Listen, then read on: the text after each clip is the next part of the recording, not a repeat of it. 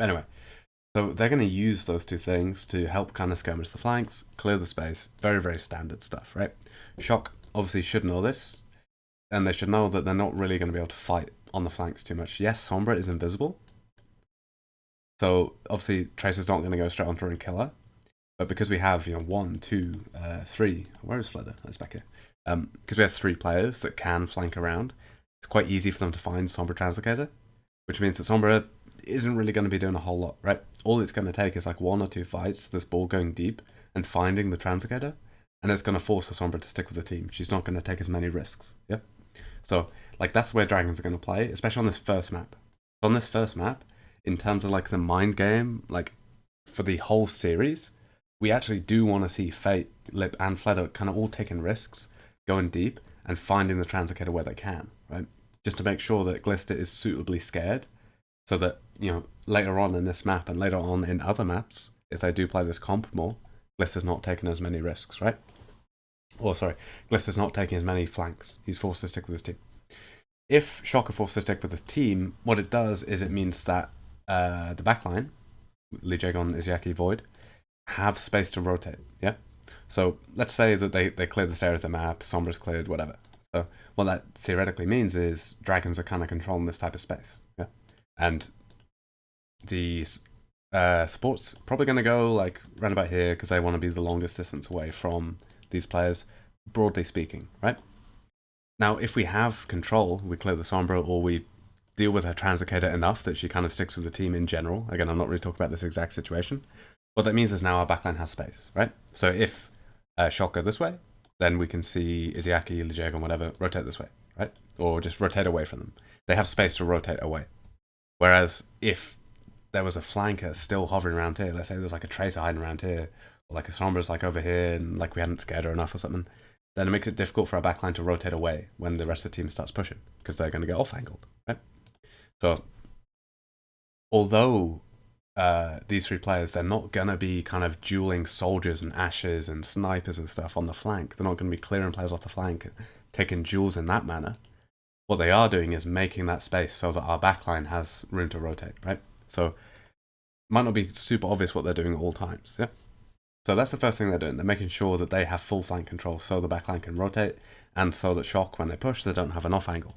The second thing that Dragons are really trying to do is disrupt the default playstyle of Shock. And again, we've talked about this Lucio Mora comp a lot. We should all know what that is, yeah? They're rotating together through cover to get close to the enemy team. They're going to find a nice position. This one's probably pretty good, actually. Like this one kind of like around here and on the stairs, right? Where it's in cover, so like they have this thing here covering them for the most part, and it's close enough to force point, right? They might not do it straight away, obviously because I got 20 seconds 4-point unlocked, but they're going to be looking to get into a position like that, right? And what that's going to do is they're going to kind of stack up on this corner. Dragons, to deal with that, they're going to have to send flankers around here to get the off angle, and they're going to have to kind of get the brigs in. They're going to have to kind of come up close so they can support the backline and so that they can do their own damage, yeah? And then as soon as that happens, we're going to see Shock kind of look for a push onto the backline, try and kill them, yeah? And again, ideally they have a Sombra kind of over here behind the backline, behind the Brig's End, when the Brig's End are playing over here, so that when they push, they have the Sombra in the back, they can try and get a kill, right? That's more or less how Shock's default is going to work. Obviously, through that process, where they're kind of touching point, skirmishing forward to scare the Brig's End, then going back to point, through that process, they're going to build their support ults very, very, very quick, yeah?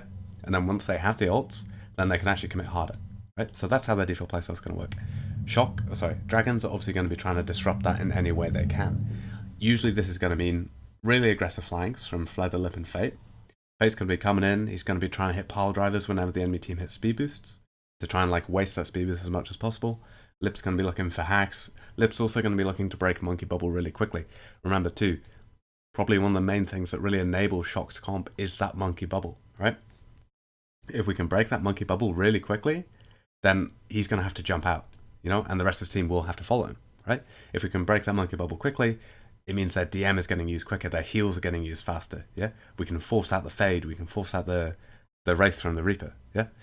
Also, on top of that, it means our Zen's actually doing like big damage building his ult, and most importantly, our Sombra now is kind of free to get whatever hack she wants, because there's no Monkey Bubble stopping it, right? So that's the kind of thing that we're looking for. So we'll see what actually happens here. Do we run into the sombra here? I think we do. Okay, so we find the sombra. We kind of scared the sombra already. We know the sombra is not on the north angle, which means we have a little bit of freedom to go for a dive. We're just kind of skirmishing here. This is fine. Again, these are the types of pile drives that we want. We get the hack on the monkey, which is really good. We're playing very passive with our Zen and our brig at the start of the fight. Again, the solutions that dragons need is going to involve a lot of kind of burn and cooldowns from shock, right? Because at the start of the fight, shock have a lot. They have full health, right? They have monkey bubble, monkey jump, diva matrix, reaper shift. Sombra is going to be an invis as well, right? So like, for dragons to take a fight and kind of push in, try and kill stuff, they're going to need to burn a lot of those resources before they commit to doing that, yeah?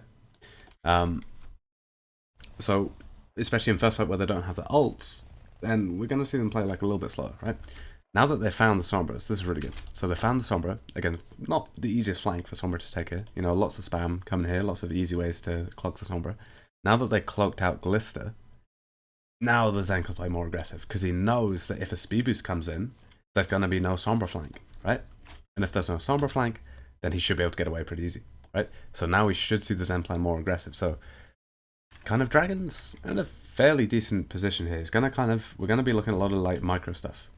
It's like we see the monkey dive in the corner. We see Lee Jaegon go into the bubble to boot the monkey away. That's really good too. Yeah, because again, we're trying to break this monkey bubble really quick, and we're trying to boop him away. I don't know if the boop was really that useful. Like, you might have even gotten more out of stunning him. But I guess it's fine. Push him forward. Oh. We get a nice dive here. That's good. Unfortunately, they're pushing a little bit too much. Okay. So we kind of have some unlucky stuff in the micro here. I don't really care about it too much, but in a lot of these kind of higher level matches, we will get a lot of, we will be looking a lot more at this kind of micro stuff, yeah? Because Lee Jae-gong goes in for the boob. A little bit too aggressive here. I don't really like him going for the stun. Like, I know it's good to commit as soon as possible, but we kind of... We even see Void going in. So I think, bear in mind this is the first fight, right? So I think dragons are coming into this really kind of keen to win. They're coming into this really aggressive, which means that yes, we're getting really good angles on their backline, but we need to understand that we need to prioritize, you know, our break, our Zen. Yeah. And again, this hack on the Jaegon, because he tries to commit for the bash, crucial. Yeah, really critical hack, because it now means he's not in a position to protect the backline. Diva's able to get behind. Void is already on the flank, which he doesn't really need to be doing at this point of the fight. Yeah, like as soon as, because here's the thing, we can think about shock as having like aggressive potential, right? So they have like a certain amount of aggressive potential. They're kind of like they're like war resources, you know, the stuff that they used to push. And this basically is health pools, cooldowns, attention as well, right? So it's like health pools, cooldown, and attention, because like obviously when we're at the start of a fight and the team hasn't really committed to anything, yeah, they have, you know, all their cooldowns, all their health pools, but they also have a lot of free space in their heads, yeah? So they can focus on a lot of different things. When something happens, they'll be much quicker to react to something. If it's at the start of a fight, than if it's kind of towards the end of the fight where people have started kind of tailing off and focusing on their own little things. I know that they don't always tail off, take individual duels, that's not really what I'm talking about, right? But at the start of a fight, you know, all these players, all they're really focused on is kind of doing damage, yeah? And the only people that don't have to focus on that are kind of the supports, maybe the diva. The rest of the team is really kind of always looking forward, right? But as we kind of get through multiple phases, or we get towards the end of the fight, we go through multiple cooldown cycles, people don't all have their cooldowns at the same time, because obviously they will take different times to come back. People will see different targets. A lot of people will have kind of different levels of information. That's a really important thing, right? Like as the fight goes on, people will end up with different levels of information, because obviously different players see different things, which means that they're not all going to be as quick as each other to react to developments in the fight, yeah? So, anyway, the point I'm trying to make is, at the start of a fight, when the team has full aggressive potential, full cooldowns, full resources, and full attention, they're going to be very quick to push stuff, they're going to be very quick to look to kill stuff. So, the priority of Void right now, knowing that the enemy team has a lot of aggressive potential, should be on peeling for his team, yeah? Like, he doesn't know exactly what's happening. He doesn't know Monkey Dive's going to come in, and the Diva's going to come behind, and the Reaper's going to run up. He doesn't know that, but he doesn't need to, yeah? Because he knows that the enemy team have full aggressive potential at this stage of the fight, right? So yes, committing to kill the Mora, good, nice, fine. but pressuring the Moira in this situation probably would be enough, right? So we don't need him to go deep. It's more important that he helps his team survive that initial burst of damage from shock, yeah? And again, if all he's doing is keeping these players alive for like a little bit longer, sometimes that's even enough too, because you have the 3 flankers. You have, Tracer, Bull, Sombra coming in from behind when that's happening. So, I don't know. I assume because it's first fight, Dragons are kind of feeling really greedy. They want to go in, but this is kind of a mistake here. And I'm mostly looking at Void, right?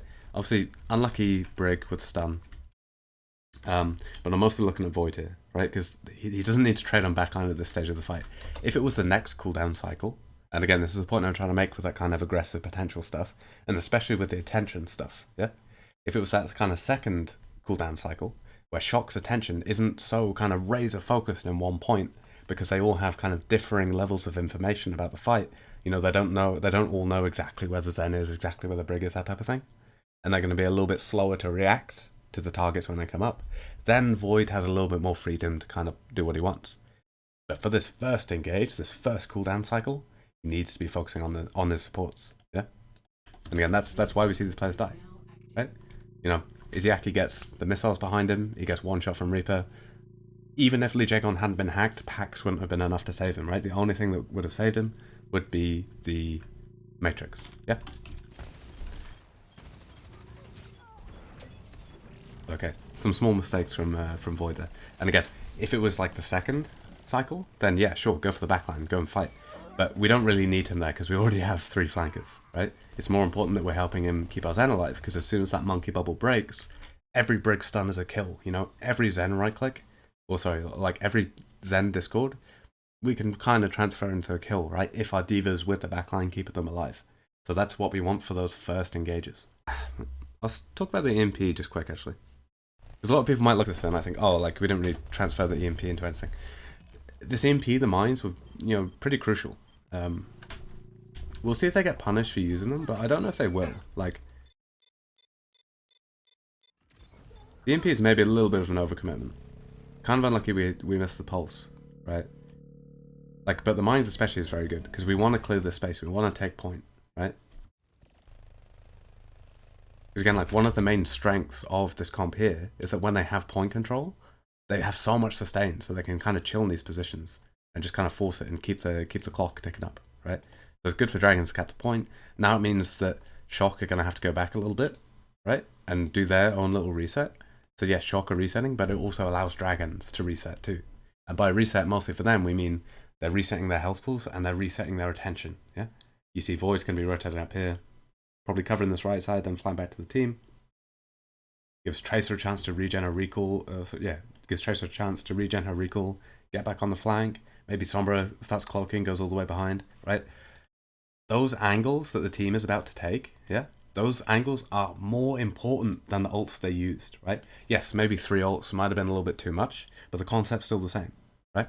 Those angles that they're about to take with the space they've created from the ults are more important than the ults in the first place, yeah?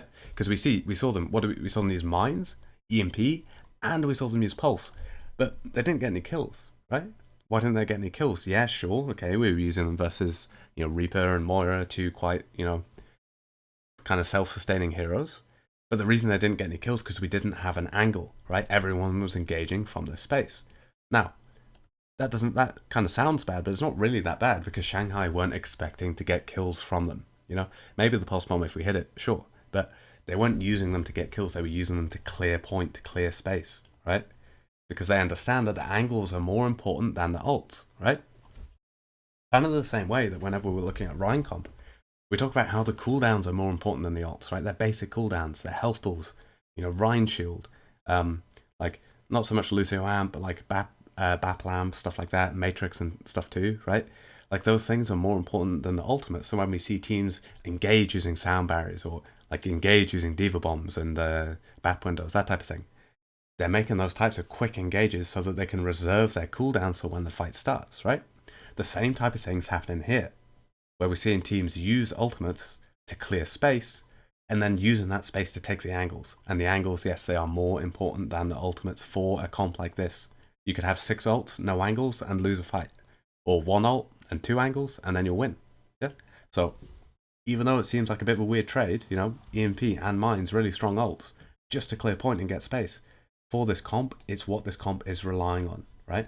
They can either spend 20 seconds, you know, healing their flankers, having these little jewels, right? They can spend 20 seconds clearing the flank, take the flank that way, or they could just use an ult and do it straight away, right? So that's the type of mindset that we want with the ults, and it's really important to understand that we're not trying to get these big kills with the ults all the time, yeah? Like, it's not... We're not looking to close out fights with EMP, close out fights with mines. When we are coming from a position where we have all 6 players in this area, it's perfectly reasonable just to use those ults to clear the space, get on the flanks, yeah? So again, the angle's more important than the ults for this comp, right? We'll see if they get punished for it. I don't know if they will, but obviously Shock are coming up to a lot of ults of their own. It would have been nice if maybe they'd kept... I don't know, it's kind of fine. Like, the main issue Dragons are going to have this fight is because they didn't protect their supports the first fight, they're going to be very, very slow building these support ults, right? If that first fight they'd had, let's say it kind of went the same way, but but Void had actually been back with the backline, then the Zen Brig would be coming back with support ults now, because they'd been kept alive long enough to build Rally, to build Trance, yeah? So that's kind of the main problem for Dragons at the moment. We might actually see them disengage. Oh, unlucky they found the hack onto Fate. That's fine. Again, like, what are we seeing from Dragons? We're seeing them not commit, right? They know the enemy team have ults, they know the enemy team are in uptime, so they're not trying to fight. Once they have the rally, once they have the Diva Bomb, we might see them go back, but if they kind of lose too much space before that happens, they will just leave, reset, and take another fight, yeah? So they probably maybe did use too many ults clearing that space. They maybe could have just done it with the mines. Maybe the EMP was a little bit too much, but still the fact they're going for it was a good play, yeah? They're actually doing a very good job here, kiting around the point. I really want to draw attention to, we'll go back in a second, look at it again, but I really want to draw attention to the way that Shock's comp wants to play is they want to sustain in positions like this, where to get flanks on them, where to kind of kill the enemy team when they're in positions like this, Dragons have to go on flanks, right? Tracer's got to go around here, Sombra's got to come here, you see the way Brig's up here looking down, Zen's come up on this angle too, yeah? That's what you've got to do to defeat comps in this position. What these comps typically do is they'll chill here until an enemy comes up to a vulnerable position. You know, usually they're kind of looking for the backline to come around the corner like this. And then they'll aggressively speed boost onto them. They'll, you know, really try and push that target. The way that Dragons are playing is that they're always keeping their escape option open, right? We see the way Sombra comes slowly around on this angle. We see the way Tracer comes kind of round on this angle, quite wide, not really committing a whole lot. We see the way that Lee Jaegon comes up here, swings a couple times, but then is immediately ready to bash back away from the enemy team, right? We see the way that Void's coming up in this corner, shooting, but always being aware of Sombra. I imagine if we look at his POV, he'll be looking at Sombra, or at least keeping an eye out for Sombra the whole time, you know? Just making sure that if that Sombra starts hacking, Void can either shoot it or run away. And even with the Zen can do this type of thing as well, where they're kind of poking around, skirmishing, running back, right? The way the Zen's going to do this is he's going to sneak round on an angle where the enemy team don't know where it is, fire off a right click, try and get a Discord, and then immediately run away, you know, before a Diva can boost onto him, before a Reaper can TP up onto him, yeah? So every player on the team can do that. Usually the way that players get caught out is they're too aggressive when they peek, right? We can imagine if Izyaki's the one peeking this here, you know, he's coming up on the edge, shooting over the edge, he'd probably die, right? So he understands that, which is why he's going for this kind of sneakier angle over here. The same way Lee Jaegon is holding his shield, making sure he's got his bash to get out, right? The same way that the DPS are taking kind of a slower flank, yeah? They're making sure they have enough cooldowns that they can fight. So Dragons are playing this really, really well. They're skirmishing around point, they're contesting it a little bit, and what are they going to be waiting for? They're waiting for their ultimates to come up. Mostly here we're going to be looking at the rally. We can imagine right now Lee Jaegon screaming to his team, I got the rally, got the rally, got the rally, right? They're going to be ready to start a push. Hopefully we see them use it early, and the EMP is going to kind of get forced defensively versus the rally. That would be the best situation for Dragons, right? Whereas if kind of we see Shock pull the EMP first, and the rally doesn't come out, then we'll probably see Dragons lose the fight. So that's kind of what we're depending on here. So we're going to have to see what happens. Ah, okay. Right, so I was talking a lot. Actually, we'll see what happens first. Yeah, okay. So I was talking so much about how great Dragons were doing that. The mistake that we see here, for the most part, is that we see Izyaku overcommit on his angle, right? So again, I want you to focus on kind of the way the dragons are skirmishing around the point. Yeah, it's not a great situation for them. But look at the way they're skirmishing around the point. They're not really committing a whole lot, right? Izayaki comes around on this angle, perhaps maybe a little bit too aggressively, and then he stays here too long, right? So, when we're peeking these angles, when we're doing this type of skirmishing play to try and dislodge an enemy, to try and dislodge Lucio Moricomp, just playing in one of these close positions, and again, the Lucio Moricomp will always find positions like this on every map where they can take a kind of static brawl around a position, which means we can't push this way, we can't really push this way either, right? When they do that, yes, we have to take these kind of angles skirmish. Now, when we're doing that, we have to be very careful of speed boosts, right? So the enemy team, they could speed boost around and catch us. You know, the Reaper could TP up and try and catch us, right? What else could happen? The Diva could fly up and try and hit us, yeah? The other thing we have to look out for is EMP, right? I don't know whether Izayaki knows they got EMP. I don't know whether he's just over-peeking it because he doesn't respect it. But he's over-peeking this, right? All he should be doing, peeking around, a right-click, maybe a couple shots, and then immediately getting back, yeah? Instead, what we see is we see him overcommit on the angle for a little bit too long. We'll go over his POV actually and just see how long he's actually peeking it. That's what means he gets caught, yeah? So again, the patience so far from Shanghai has been really good, but we need a little bit more patience, right? We needed more patience from Void, and now we need a little bit more patience from Izayaki, yeah? Where is he? So he comes around the corner, that's off the right click. Okay, I guess it's not too bad, but once he sees the sombra, he's got to be very careful with that, yeah? Like, he comes around on quite a wide angle. Okay, I don't really care too much. I'm looking at this mostly from Dragon's perspective, and just kind of talking about where the critical moments are, yeah? Could Izayaki have done anything differently there? Probably, you know, he doesn't have to peek so aggressively on the angle. They should understand at this point, Glista has EMP, and he's going to use it on the first person he sees peeking around on the angle, right? Lijagon maybe also would have been good to rally as soon as he built the rally. That's probably what I'd like to see as well. But we see Izayaki get caught. Like, we find this Translocator here, and I would almost... Because we don't have any other ults, I would almost prefer Lip to break the Translocator now, yeah? Because again, it's like, you have no ults, but you do have, you know, a lot of threat in terms of time. Because this is kind of the last fight for the enemy team. They have to push the point now. They have to try and fight now, right? Whereas Dragons don't really have any ults to fight. So Shock are going to force their way in, and Dragons don't have anything to stop that. Which means the kind of way the Dragons want to play, either they want to go all the way back, play really passively, and kind of maybe even let Shock cap the point, but again, we don't really like to do that. Because it's not like we're really close to an ult that we can use to win the fight. Like, we have no AMP, we have no rally, yeah? And those are kind of the two main ones. So, because we're so far away from them, we probably wouldn't want to go back and take a slow fight. We probably want to actually try and kind of cheese a fight if we can, yeah? Again, if we're kind of playing cheesy, and we're pushing onto someone, we're making an aggressive play, we're disrupting the setup of Shock, like maybe we're not even letting them do this opening rotation, right? What that's going to do is it's going to create a very chaotic fight that Shock are probably going to over-ult in, yeah? So, again, that's probably what we'd like to see Dragons do. I'm just trying to work out whether it's good that Lip doesn't shoot the Translocator. Obviously, it increases the chances of killing the Sombra when she comes in, but if you break the Translocator now, it's going to delay what Sombra does, and it might give you a chance to kind of take a disruptive fight. I don't think it's too bad though, because the enemy team only have like 19%, so even if you do get EMP'd, it's not terrible. The main thing I don't like is that there's no disruption for the enemy rotation, yeah? So we can see how close the monkey is to the backline. Again, not the easiest map to find a disruption for the rotation, but the monkey is very, very close without anything being done to this core, yeah? And again, a significant amount of that is because Lip's over here camping the Translocator. And I don't really know if Dragons have much of a chance to disrupt this. But is there a reason for the backline to be playing so close? If they know they're not taking an aggressive fight over here, probably not. Yeah? I was trying to think here, because I don't know what I'd most prefer Dragons to do. I think if they're playing here, if that's what they want to do, then there needs to be someone on this corner. Like, they need to... Maybe even the Diva, like, would be fine, right?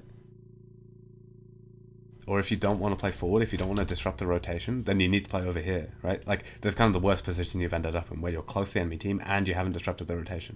Whereas if you're playing kind of further back, you're playing around this side of point, and you're kind of drawing the enemy into this kind of well in the middle of point, then it means at least the monkey has kind of a long dive to get you. you know, if they do want to take this type of frontal engage with an EMP, right? And again, if they're taking that type of long dive to get you, that's ample chance for your flankers to deal with the enemy backline as the backline try and follow the monkey in. Yeah? So, kind of unlucky that dragons have ended up in this position. I couldn't really talk about why they've done it. We'd have to listen to the comms, listen to like the shot call for this fight. Part of me would have preferred that Lip broke the translocator straight away, and then the team tried to push in, take a disruptive fight. Like, while they know the Sombra is kind of too scared to come out of, like, Invis and pull EMP. But again, kind of unlucky fight for dragons, because they are going into a big ult disadvantage. Again, their only real goal, force out as much as possible, make sure they get as close to 99 as possible. Right? Try and build your own ults as well. It seems to be going very well so far. And Fate get out? Oh, he almost did. Kind of unlucky he got blocked. That's okay. And again, you can imagine, if Fate actually gets out here, he doesn't get body blocked here, right? Then it's a... Dragons are very, very happy with that, yeah? Because they've contested the point to 99, they built some of their own ults, they forced out... EMP coalescence is fine, yeah? Don't really care too much. So, yeah.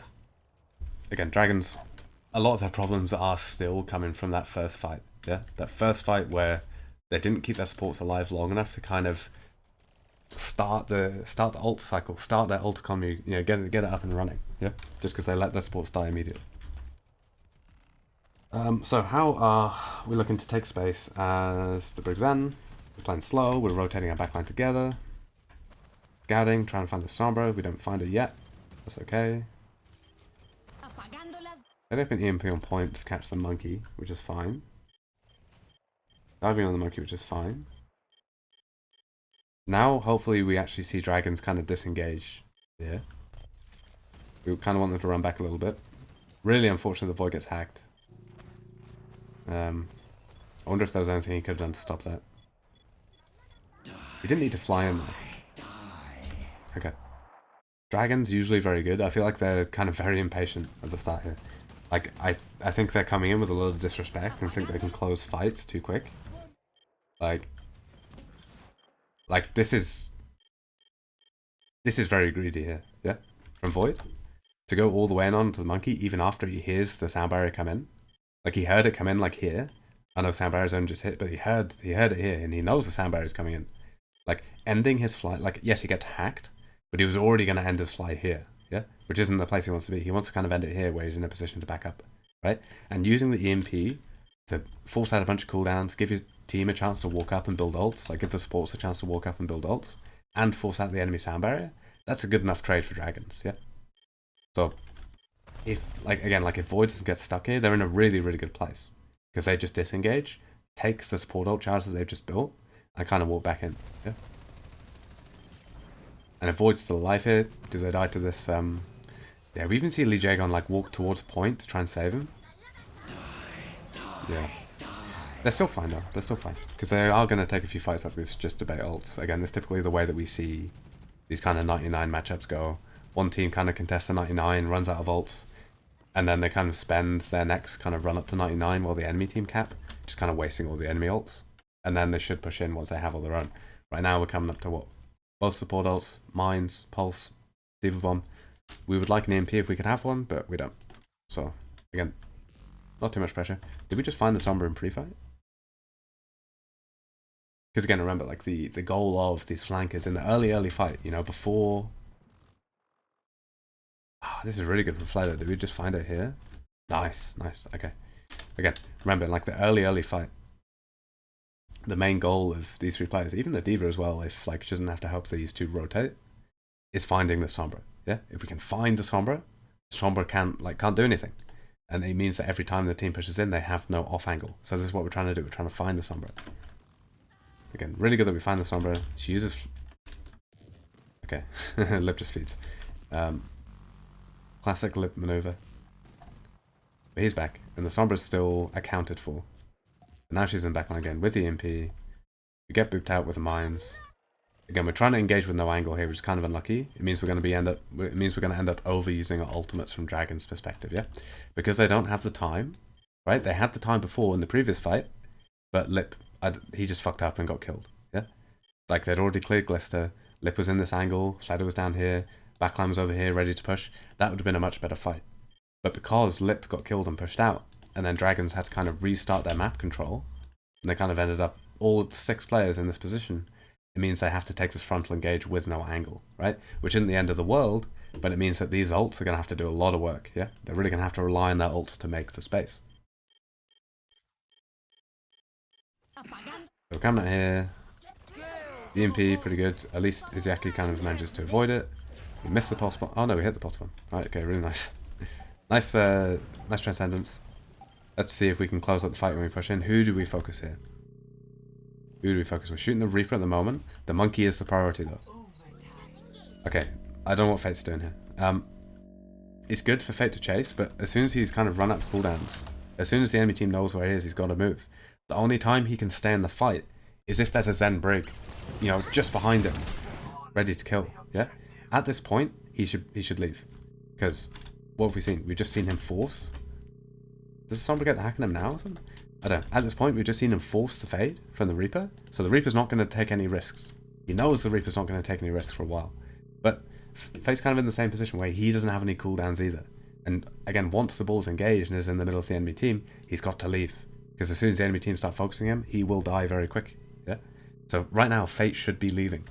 Instead, he stays here, even comes around on this wider angle, gets hacked, and now he's done for. Yeah. So he had a chance to get out.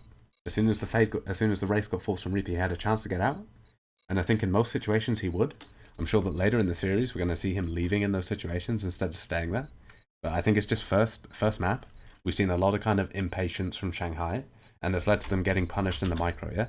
So like we saw it first fight. How do we see it first fight? Oh yeah, we saw it with Void in first fight. When he was committing when he should have been peeling for the supports, right? What else did we see? Who else did we see do it? We saw we kind of saw Izaki do it. That wasn't really, not really major. We saw Lip do it last fight, you know, where he got killed by Nero over here in pre-fight for no reason at all, right? Now we're seeing it with Fate as well. Like we're seeing a lot from Dragons, yeah? Where they're kind of very impatient. They're trying to finish these fights too quick. I think there's a lot of disrespect at the moment from Dragons, which is meaning they're getting called out in these positions, yeah? Again, typical person that Shock want to focus in these comps when they don't have the angle, and again, they don't really have an angle here, because they're all over here, they're all engaging from this line, they don't have a good angle, right? In those situations, the only player we can really focus is the monkey. Yeah, the monkey's hiding over here, so it's fine to shoot the Reaper. Again, typically we're going to try and clear the monkey, make him jump away, then we're going to shoot the other important targets, yeah? Which usually, we're looking at Reapers, we're looking at Sombras, Moiras as well, right? So we're forcing out the monkey, then we're forcing out the defensive cooldowns of these three heroes, yeah? And if we can find a hack on the Diva and Killer, perfect, right? But that's how we got to play when we're engaging from frontline. If we had a good flank, you know, if in pre-fight, turns out, you know, Fled over here, Lip was like all the way on the flank over here, right? If we were in that position, then we could have, you know, gone straight for the backline, straight for the Moira, straight for the Lucio, that would have been fine, yeah? But when we are engaging from frontline, the monkey is the priority, because the monkey is the thing that's stopping our backline from running forward and carrying the fight, right? The only time that Fate can commit this hard is when he knows that the Brig and the Zen are basically like on this corner ready to push him behind him, or like around here ready to push forward, ready to commit, like with support ults maybe, right? He knows that isn't the case in this situation, so why is he overcommitting? Why is he trying to kill the Reaper after he's even forced the Reaper fade, after he's actually done the job, right?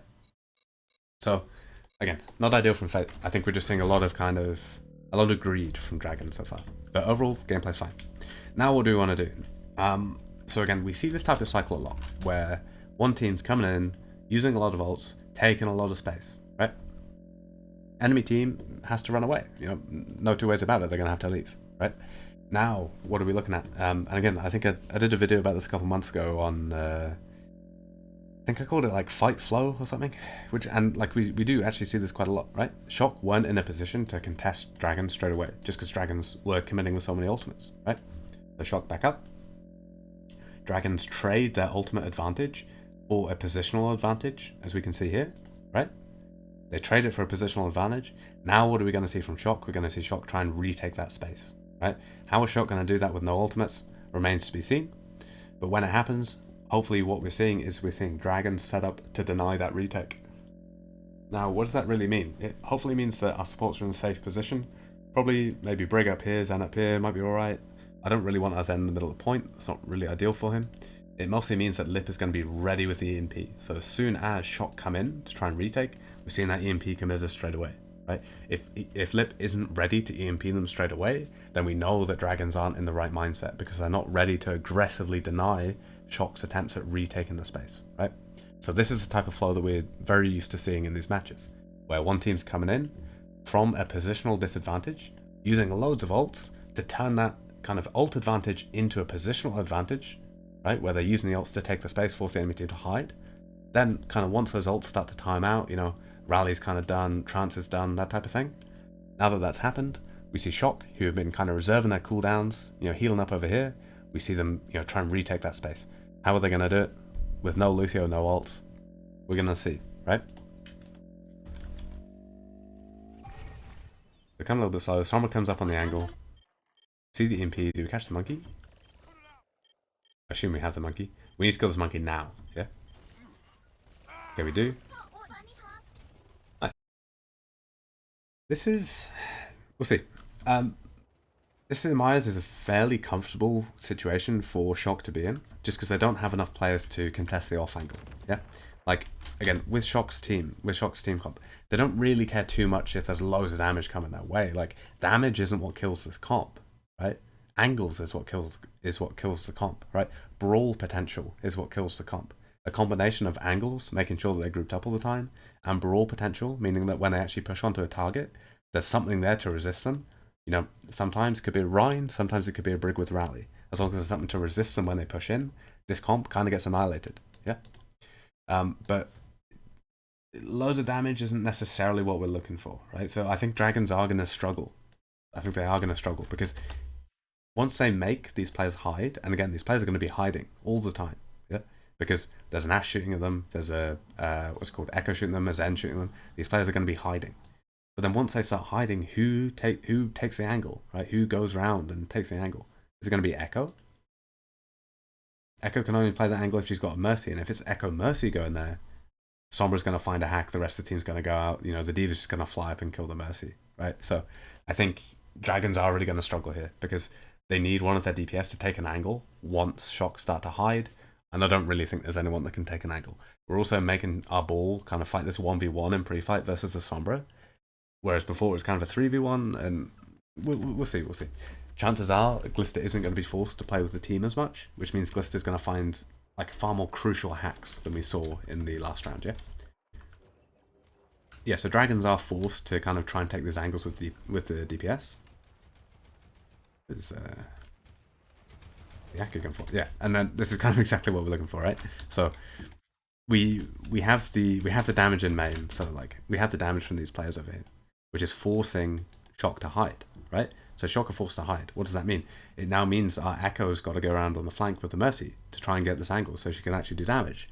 But then in doing that, she's going to make this Mercy very, very vulnerable, right? Obviously, we also have no one on the team that can deal with Sombra. We don't have 3 players going around hunting Translocators, forcing her to play passive.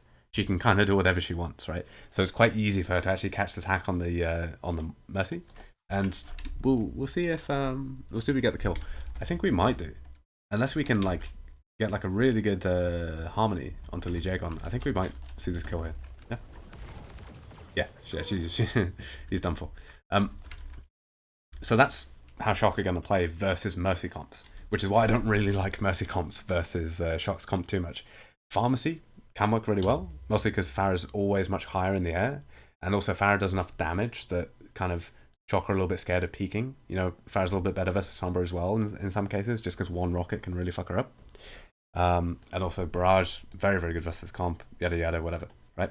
But Pharah also is much safer for Mercy to play with than an Echo, yeah? Because Mercy isn't fully reliant on that kind of one movement cooldown from the Echo. Yeah, I don't really like these kind of heavy spam comps. They'd be much better versus like an Orisa comp or like a Rhine comp maybe. Maybe that's what they thought Shock would be rolling out on, but Fleda had ample time to make a swap, yeah? Even if you're just playing Ashe Tracer, you would have an easier time here, I think, anyway. Echo is kind of very good if she can hold the top of this and drop in the windows and stuff, but just from looking at the team comps, we knew exactly what was going to happen in this fight, yeah? Hey, Fapalele. But yeah, just from looking at the team comps, we knew exactly what was going to happen in this fight, right? Like we didn't even need to sit You know, like I say, I haven't actually seen this match before, but like we knew exactly what was going to happen. We knew that because we have so much damage concentrated in the back line, Shock are forced to hide. When Shock are forced to hide, the flankers have to take more aggressive positions, which is going to put the Mercy at risk. Yeah. And again, there's nothing really that Dragons can do to stop this hack and stop this push from happening, right? Because they don't have anyone that can contest the Sombra in pre-fight, and the only player that can go on the flank is the Echo Mercy, which is like two very risky players to put on that flank. We do see Fleder catch Violet though, so we might actually see the comp fall apart. Yeah, okay. Immediately we see Lee Jack on swap, so thank God that they actually know how to play into the comp. They're swapping straight away. I like these pushes from Shock here into the spawn. Try and cause some chaos before you actually lose the point. They trade out really well there with the boop saves them so much. But yeah, just to look at this from Shock's perspective and try and kind of explain what they're doing here. They know that they're in a losing position if they carry on, right? And again, super simple indicator for this, that they are now at a passive advantage. So like here it's like, oh cool, okay, they're at a very big passive advantage right now. Because what can they do? They can stabilize on point. Sorry, let's get the right thing. They can stabilize on point, chill safe and point, and because they can't really take that much damage through these doorways, at least from the positions they're in, the enemy team are in now, right? Any damage they take, they can heal up, they can turn into coalescence. They're happy with that situation, yeah? It's also going to buy time for the Sombra to get back on the flank, so they're also going to unlock point and 4-second stack cap in it too, so they're in a very, very happy situation, right? But sorry, they're in a very, very happy situation, so the pressure's on Dragons. The pressure's on Dragons to take the angles, get deeper, find better targets. When that happens, obviously, Shock can push out onto them, kill them, whatever, right? So Shock's very happy in this situation, but all that changes when we get this kill onto Violet here. How's that actually happen? Who does the damage? Can't all be Fleder, right? Do we get like a sneaky right click coming through?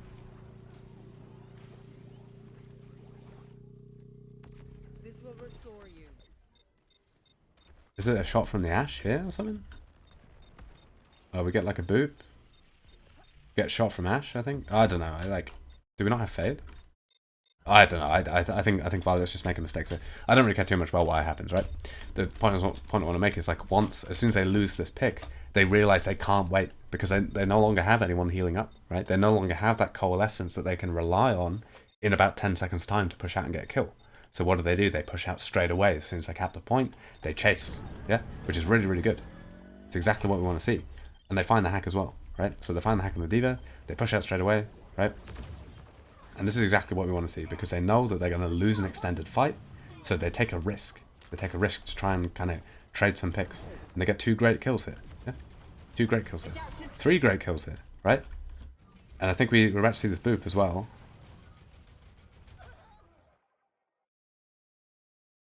Where is it? Yeah, we see this boop here as well. Perfect, right? So really, really good from Shock there. So it looked like Dragons were actually in a great position, but because Shock committed to an aggressive play as soon as they knew they were no longer at a passive advantage, right? It meant that in that time, Dragons hadn't really like turned the Moira kill into anything, right? Because Shock didn't need the Moira to make that push. They didn't need the Moira to get the kills. But if they'd waited a few seconds longer, they would have needed the Moira to heal up. So that's why they pushed straight away, yeah? So even though Dragons got the Moira kill, right? It wouldn't have turned into anything unless they'd been given an extra 3, 4, 5 seconds to put damage onto the enemy tanks, right? And again, like this is kind of a useful thing as well, is that picks aren't just picks, right? A kill isn't just a kill for a kill's sake, right? Getting a kill on a tank gives you a certain thing. Getting a kill on a DPS gives you a certain thing. Usually it's something to do with the angles that you can take, right? But when you get a kill onto a backline, when you get a kill onto like a Moira like that, what it's doing is it's giving you advantage in terms of time, because as time goes on, the enemy team, they're not going to be able to heal up, right? Shock obviously identify that and takes the push straight away, right? So just because we get a kill, it doesn't mean we can fight straight away. It just means that we have an advantage that we can then turn into a 1 fight, right? Obviously, the way that the comp kind of wants to play is we are going to see Fate doing this type of thing a lot. He's going to be baiting around point. Mining on point's perfectly fine as well. He forced out the sound barrier with it, perfect. We're trying to draw as much attention to point as possible, yeah? Because if we can force the enemy team to all come to point, we can try and take away any off angles they have. It means that we can quicker get to that stage of the fight where we have, like, let's say we have our brig zone over here, we have our echo kind of up top, We have a tracer like covering a flank, and we have our tanks kind of like ping-ponging on and off, taking damage, doing damage, that type of thing, right? Because that's the situation that we want for dragons, where we have all these angles, we're spamming in, and then as soon as we have like a good ult built, or we have a a good amount of damage, a good amount of discord from the Zen, then they can push in. Right? That's the position that they want to get to soon as. They don't want to be taking fights around here. They don't want to be getting rushed. Yeah. So whenever we have Fate going around touching point and pre-fight, even using the ults, it's really, really good if you can get away with it. Right. Obviously, once our Brig Zen kind of get to this position, we won't see him do it as much. He's only going to do it when we're going for these early rotations. Yeah. Because he's trying to clear the enemy team when they're playing kind of around here. Right. He's trying to draw them back. Whereas when our backline are already a little bit further forward, they're kind of already around here, he doesn't need to touch point as much. He's gonna focus mostly on denying the enemy team actually coming out. Yeah. Anyway, we'll see what happens a little bit. Again, by forcing out the beat over here, it makes it very, very difficult for Shock to actually push with it, right? So great, great minds from Fate there. Again, I want to mostly focus on the kind of tempo play of dragons here. We might go back and just have a look at it once more after. Just kind of see what happens. Because again, they're not under any pressure to fight now because they don't have the ults. They don't have the solution. Yeah. And again, for dragons to push in, they need to have the ingredients for a good engage. They need to have a solution. Right now, dragons don't have a solution. Their solution right now relies on spamming from the flanks, disengaging when the enemy come in, and forcing point. Right. That's the solution they're playing. That hasn't turned into enough ingredients to win a fight yet. So like they're not pushing in. They're not fighting. Yeah. Like, what will they need? They'll need ults. Mostly we're looking at the support ults. We're also looking at copy, pretty critical as well. And they'll need some sort of distraction, right? That distraction could be flankers getting in position. It could also be, in this situation, Fate forcing the point. Yeah. And only once we have those type of distractions is our backline going to be confident enough to start walking forward. Okay? The Fledder does get caught out here. Doesn't die yet. Really, really lucky he gets away. Wow. Okay. Obviously, we lose Fate for it. We'll go back and watch that kill on FD God in a sec. I just want to kind of focus on the tempo of the fight. Oh, we can. Actually, need to clean up here. Please kill the monkey before he primals. Oh, we don't. But I think we're okay still. Nice. Okay. Cool. Right. So we're going to watch this from overhead and we're going to focus on the tempo of Shanghai. Right, we're going to look at the way that the flankers are kind of walking forward, trying to take space, and then the way that they're backing up whenever they kind of force a reaction from the enemy team, right? Because kind of at the start of this fight, when we look at Shock, when we look at their ultimates, we would think that they're in a really, really good position to win the fight, yeah? So we need to go even further back, sorry. Yeah, we'd think that Shock are actually in a really good position to win the fight, but because of the play style of Shanghai, we don't actually see that happen. So I guess we start kind of around here. So again, we're coming in with skirmishing. We know the enemy team are kind of a little bit, they're not properly set up because of the previous fight. Yeah. Now we're seeing Fate come in, force point, cause a big distraction over here to force lots of enemy attention to point. What does that do? It creates an opening for our backline to start walking in. Yeah. And again, they're going to walk in, they're going to try and find discords, they're going to try and help, their flankers chase down targets. Yeah. We see the mines from Fate after he draws everyone in, responds with the sound barrier. As soon as that sound barrier comes out, we see his dragons start to back up, start to reset. Yeah. So they're backing up, they're wasting the sound barrier, right? Now once they've kind of reset to this position, we see Fate heal up, go back again to touching point. Yeah. This time what do we see? We see the coalescence, right? And now kind of Shock don't really know what to do because there's not a clear target for them to push onto. Because dragons have already backed up. They know that they don't have the cooldowns, they know they don't have the ultimates to fight in this area. Yeah. So where is his Yaki? He's all the way over here, right? Lee Jagon's over here, but he's always ready to bash away. Yeah. So because dragons start backing up like that, there's no real target for Shock to engage onto. They try and get Fledder, and yes, Fledder, kind of risky position, probably should die here. If Choi wasn't forced to contest point, or if the Sombra hadn't been forced out, then Fledder would die here. Yeah.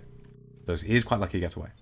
But I want to focus on the way that kind of Fate's touching point and baiting the enemy team back and forth. And then through that process of baiting the enemy team back and forth, making them path through these open areas, he actually ends up finding this really, really good boop on FD God. And obviously Lip, again, immediately ready to get the kill. Right? So even though at the start of the fight, we look at Shock and we think, wow, they have sound barrier, they're really close to all their other ults, right? It wouldn't take too long for them to kind of skirmish together, build the ults, push in and kill. because dragons are playing in such a kind of disruptive playstyle, where they're kind of skirmishing around. Your Tracer's going around here. We even saw the Diva go around here before, right? Echo's kind of playing up here, going around to point. Ball's coming all the way through touch and point. In the meantime, what are we seeing from the backline? We're seeing them matching their timings perfectly with the rest of the team. So whenever the Tracer and the Diva were over here, we saw the backline pushing up, right? Whenever the ball was touching point, we saw the backline pushing up. But whenever Fate got pushed back off point, or the Tracer, the Diva, I think they forced out the Sombra, then started to run away. When that happened, we then saw the backline go all the way back here to a very, very secure position that Shock weren't really in a great position to chase them, right? So that's the kind of main thing that we're seeing from Dragons, is that they're playing this kind of baity, disruptive playstyle where they're skirmishing, but always keeping their escape options open. And by doing that, what it means is that, and again, we see the backline in the middle, and we see then flank control. Shock being in this position, they're kind of walking, Dragons are kind of walking backwards and forwards, like in this type of, I don't know how to describe it, kind of just like this big kind of U shape, yeah? They're walking backwards and forwards based on how many cooldowns they got, right? What this means is, at no point is Shock in a suitable position to take a direct engage, yeah? Which means that Shock can't really do anything with their ults. All they can really do is try and deal with these flankers, which yes is happening, and yes Fleder does almost die, but also Fleder doesn't die, right? He manages to stay alive, yeah? Because Dragons are playing very, very carefully. They're always keeping their escape options open. Fleder didn't almost die because he was caught in the open without his shift. Fleder almost died just because he was playing versus Coalescence and maybe flew a bit high, right? But he was in his position, ready to fly away at a moment's notice. The same way that when Fate's touching point, as soon as the attention comes back, he's ready to leave at a moment's notice, right? So Dragons are taking this kind of skirmishing playstyle round on the flanks. They're not fighting, they're just skirmishing, keeping their escape options open. Which means that whenever Shock are using the ults, like the Sound Barrier, like the Coalescence, no one on Dragons is actually getting caught. And that's how they create the openings.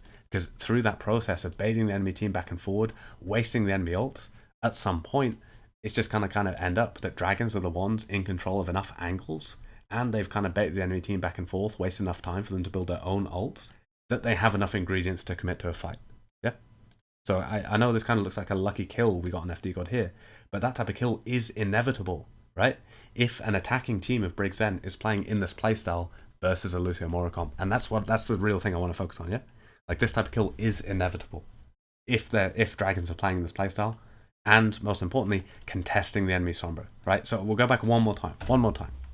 We'll go back and we'll look at what the enemy Sombra is doing, because the only way that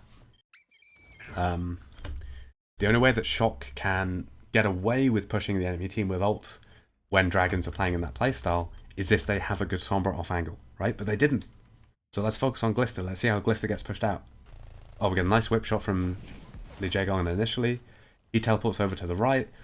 There's obviously been communication with the team. Obviously someone's seen him TP out and said that Glister's left. Because what do we see? We immediately see Fleder blink over, pressure Glister, right? As soon as Fleder knows where Glister is, he calls to the team. We see Void come over and help him. Yeah? Hey, we even see Li Jaegong come over and hit a pack, right? And they see the Sombra, they chase the Sombra, they don't let the Sombra get the angle. Yeah? And again, we're still watching Glister. Because again, the fact that Glister's been pushed out here is the reason why we don't see this Coalescence get a kill. Because again, Glister doesn't have enough time to get on the flank, right? He even gets poked out in front line. I don't know why he's not taking an angle here, right? Is he close to...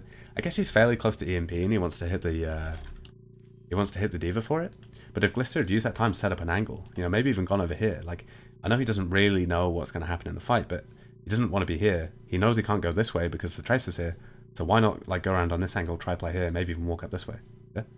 Again, not the fantastic position for Sombra, but it's better than being right in the middle of the team. What that would mean is that when we see this Coalescence onto Fleder, we can actually put some damage on it and we actually get the kill. Yeah?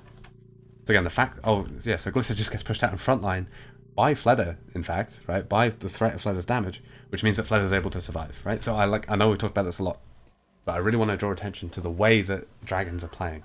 They're skirmishing back and forth. No player on Dragons is in a position where they've committed too much in this early pre-fight. Yeah? Yeah, sure. We see Fate commit to try and get the kill and he pays his life for it. But, he also committed and got the kill. Yeah? Earlier in the fight where he's baiting back and forth, he's not taking those risks. Yeah? So again, nice trance as well from Izayaki. So really good, yeah? The way the Dragons are playing here, perfect. This is exactly what we're looking for. What do we see? I guess we see just like a nice opening hack. Yeah, we get one on the tracer. Um, does Lip want to be here? Maybe not. It's a little bit risky opening your back to that. Because again, it's like, if a Sombra opens up in front of you, you'll see her, you'll blink away, you'll shoot her, whatever.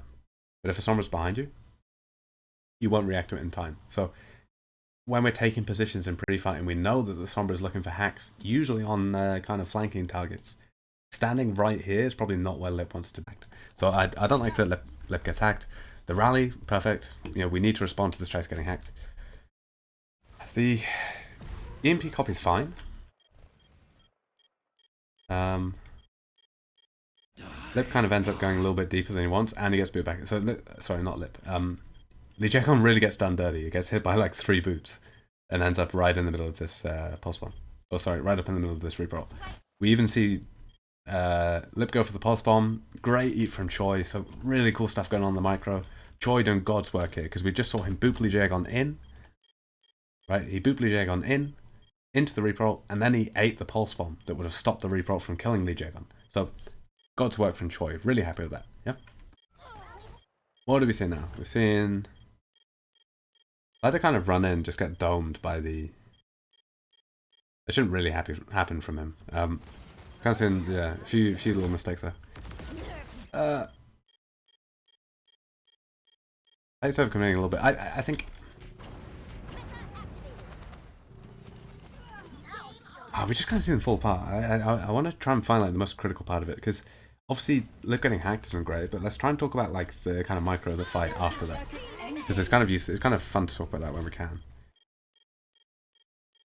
Like we see Lijiekon chase him, which is good. Like I want to see that, but then he gets booped once by FD God, then he gets booped again by Choi, so he's stuck. That's fine, right? Mostly I'm looking at Fleder here. And I'm looking at Fleder. He gets done dirty by Fate though, by this boop. And again, Void's here with the Matrix, and maybe he's even calling the fact he's matrixing it, which is the reason why Fleder runs in. Fleder comes in to shoot the Reaper, or shoot the Diva from behind, whatever, he doesn't really care too much, but then the Reaper gets booped across and takes some out of his coffee. Looks like. And then we get the DMAC, but then Fate kind of rolls in. Fate doesn't need to be fighting here though. I think the main mistake actually comes from Fate, and I don't want to go through like the micro too much, but the main mistake comes from Fate, because once the enemy team are on point in this position, Fate has to be very, very careful about when he fights, right? Like if we look at Fate, we probably not going to see him having cooldowns. Yeah, 7 seconds off his. He's 7 seconds away from his thing, 1 second away from his. What's it called? Slam. 7 seconds away from shield, 1 second away from slam. He doesn't really want to be pushing in here, right? His goal at this stage of the fight is making sure that the rest of the enemy team is inside, right? He doesn't want to be in there. He wants to make sure the rest of the enemy team is inside. A lot of the time when you're playing versus these rush comps, you are just going to have to kind of accept the fact they're going to get to point, right? But if you can make sure the whole enemy team is on point, or that you actually punish these players outside, right? Then the rest of your team can take the angles, you can win the fight through there, yeah? And also, like, in terms of whose job it is to contest point, initially, yes, Fate should be contesting point, and we did see him do that, right? When the enemy team first touches point, yes, our Wrecking Ball should be touching point. But as soon as the enemy team's kind of consolidated on point, it's then very, very quick to kill him, very easy to kill him.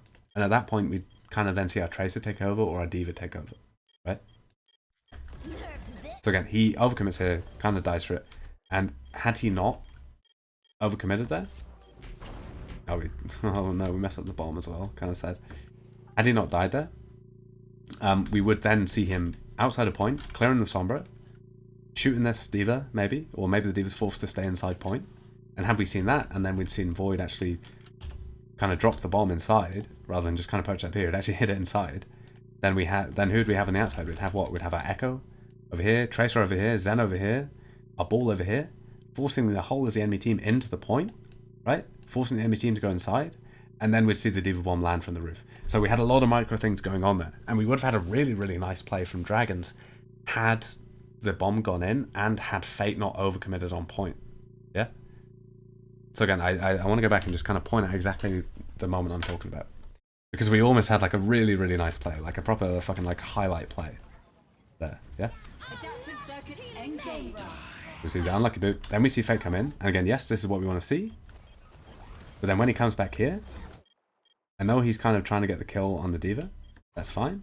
But then he stays here too long, yeah? Because he doesn't try and leave straight away. He comes out in the guns and starts looking for more people to shoot, yeah? And he just stays there a tiny bit too long. I know it was really quick, and I know you could kind of say, oh, he has to commit for the kill. That's fine. I don't really care the fact that he died for it. Probably the fact he tried to go for it is more important. Like, he probably did need to go for that. Again, I don't really care too much. But had he survived, or had he stayed around the outside and forced players to stay in, and then had this Diva Bomb actually fallen down, we would have seen a really, really nice play here. Yeah. It looks like Violet even drops because he thinks the bomb's going to come down. And ends up getting clipped. So, like, we can see how much value the bomb would have gotten if it had dropped down. Yeah. So again, kind of unlucky there. Again, most of the issues did obviously stem from what's it called Lip getting hacked in pre-fight. But yeah, again, I don't spend too long going over the micro stuff. It's nice to see two like decent teams playing each other for once, right? Like Shock went that great kind of this season towards the end, especially, but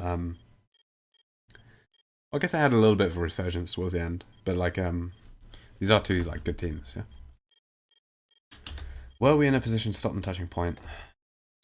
Again, this is the main thing, like whether we're actually in a position to stop the enemy team getting in for free. If we can do that, if we can force out any ults, any cooldowns for the enemy team touch point, that's what we're looking for, yeah.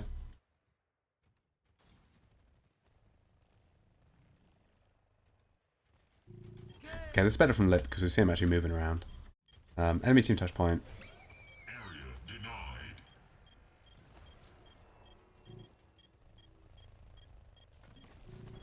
Didn't touch.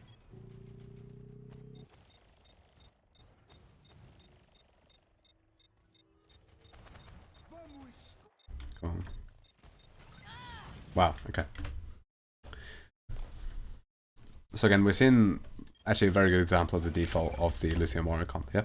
In that they're forcing their way to point, they have a nice secure position on point, and again, the main thing that we're looking at is how quickly this Lucio builds sound barrier, yeah? Because any damage they take isn't critical. Any damage they take, they can heal up quite easy, so to them all it is support ult charge, right? Then at the same time, during that process, we're seeing Glister manage to break his way out of the deadlock and set up a hack, right? Again, dragons are in a really awkward position because they're so far away from their ultimates. The messy fight that they had in the last one has kind of really screwed them here, yeah? Because they have no ults, they have nothing that they're even close to, right? We can imagine, even if they were only like 60% to a rally, they could still stage a fight around the rally, yeah? They would just have to play very, very, very slowly. But because they're so far away from everything, they kind of screwed it, right? But again, it's good from it's good from Shock the way that they're playing. Again, we take the angles, we almost get it. You know, we push in at the right time, we stage a nice fight to push in. They just managed to build a sound barrier, yeah. But I also want to focus on the way that dragons are playing here. I want to focus on the kind of synergy in the timing when they push, yeah. Again, look, they're coming in, they're fighting. Dragons, they know they can't wait too long. And in fact, had they gone for this type of play a little bit quicker, it probably would have been best, right? You can imagine if they went for it a couple seconds earlier, they would have got there before the sound barrier. And this type of push, so what are we seeing? We're seeing Echo getting an angle, our Diva's on an angle, our Ball has been booping them around for 5 seconds, now he's ready to fight. Our Zen's coming around the angle with the Discord. He's just let off his right click, yeah? And everyone's doing it at the same time. So obviously there's really, really good timing calls. Again, it's probably from Izzyaki, maybe Lee Jago, maybe Faye. I don't know who actually calls it, right? But really, really nice timing calls. Our Brig's bursting around, Diva's round, Ball's about to start shooting, Tracer's blinking on point, Zen's coming around with a right click onto the monkey.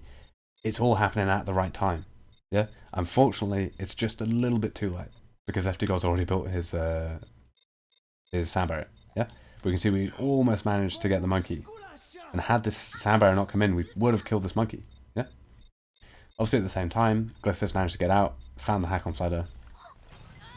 Very sad, yeah? But Dragons, not really in a great position to win the fight just because they had to waste so many ults in the previous fight. Nice plus bomb from Lip.